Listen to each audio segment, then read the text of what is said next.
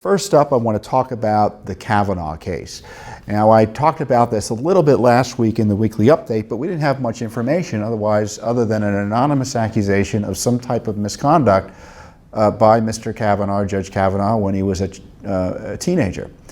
And the woman had come forward now since then, Dr. Ford, who alleged that Cavanaugh essentially tried to sexually assault her at a house party at some unspecified time, at some unspecified location, an unspecified date, 35 plus years ago when she was 15. I think he was either 16 or 17.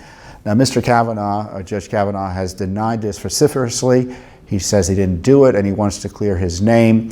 Now, the problem here is that the accusation, in my view, does not warrant a public hearing or further disruption of the confirmation process. It's way too late to be adjudicated fairly one way or another. It was presented anonymously to Dianne Feinstein, the leading Democrat on the Judiciary Committee, back in July. Now, either Feinstein was committing misconduct by waiting to release the material until after the hearings were closed, or, as I suspect more likely, she looked at the underlying complaint, found it wanting, and didn't act on it. Either way, it looks terrible. So what is happening now is that the left is taking this woman's cause up, and by all accounts, she's a left-wing activist as well. Doesn't mean she's not telling the truth about what happened to her, but she's certainly linked up with hardcore left-wing activist lawyers and other folks advising her to disrupt the hearings in a way, in many ways, to keep them from happening at all. And I think the goal here is to push the hearings for political purposes till after the elections, to provide more leverage potentially in getting the nomination to be shut down. The Democrats are keen to do this. We've seen their willingness to thwart the rule of law, thwart the rules, and disrupt the nomination process in the hearings that already took place. I attended the hearing of Justice Cavanaugh for a period of time, and I can tell you it was terrible. It was a circus. The television cameras mitigate and disperse the outrageousness in many ways that you see when you're there in person. And when you're there in person, you see people screaming in a room, having to be forcibly removed by the police. So you've got this violent law breaking taking place as this confirmation process for a Supreme Court nominee is supposed to be going on.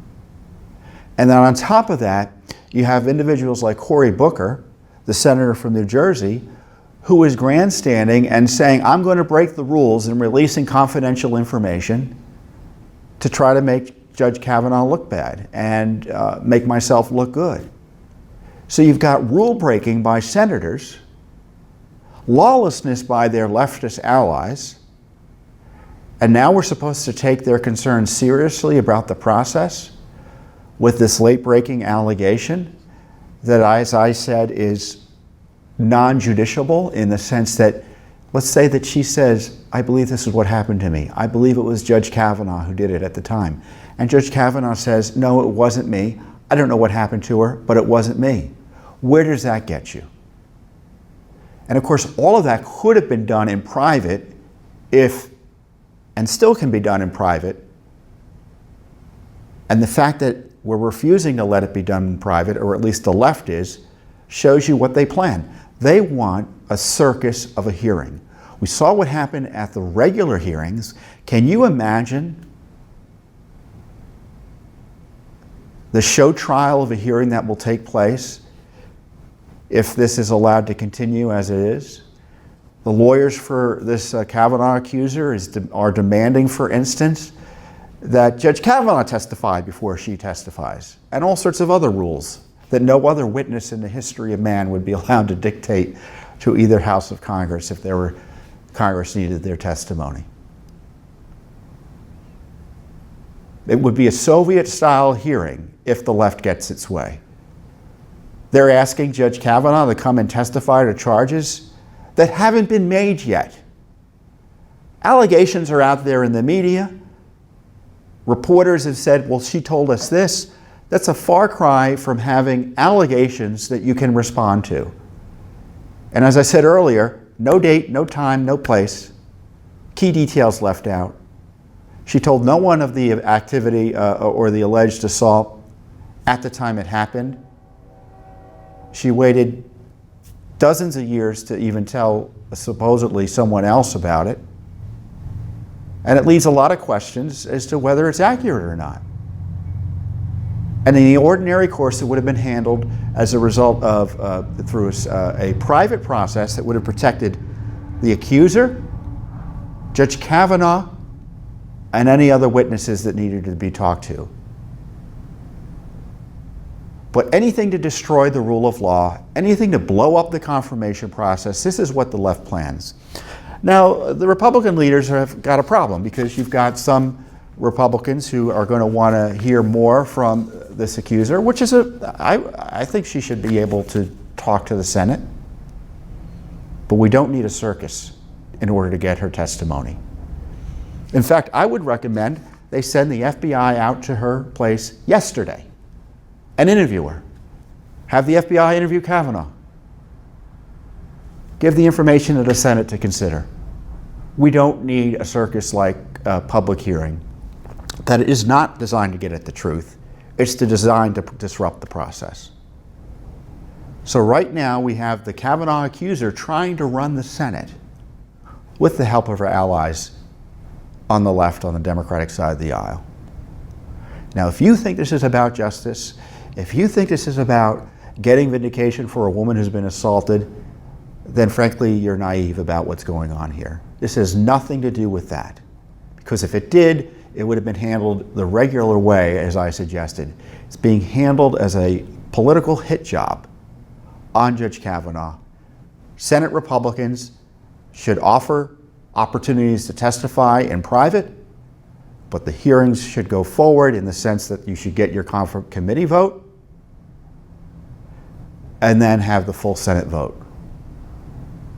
There's no way to run a railroad. And, you know, Judicial Watch, because Senator Booker made a big deal about breaking the rules of the Senate by releasing confidential information and undermining the rule of law. He did it at the hearing. In fact, he wasn't actually breaking the rules of the Senate. That's how incompetent he and his staff were. But just to be sure, he released material later that was in violation of the rules and extolled himself and elevated himself for breaking the rules. And what's going to happen? Is it going to be mob rule or the rule of law? Is it going to be a Senate process that reflects a Republican form of government, or a Senate process that reflects anything goes and pure power politics? So, or are we going to allow the left-wing lunacy on this key cultural issue to affect the Senate confirmation process in a way that is designed to destroy the reputation of a man who may not deserve it? By all accounts, he doesn't deserve it. And make it impossible or extremely difficult to get good people confirmed in the future. It's a terrible situation. This is what I suggest you do. Call your senators, let them know what you think. Now, I think Republicans are trying to thread a tricky needle here. I think they should be more aggressive, but this is a difference of tactics. I'm not saying they want to get him confirmed, it's clear. And there are senators who are asking a few more questions, which isn't the end of the world. But you should call your senators and let them know what you think needs to be done.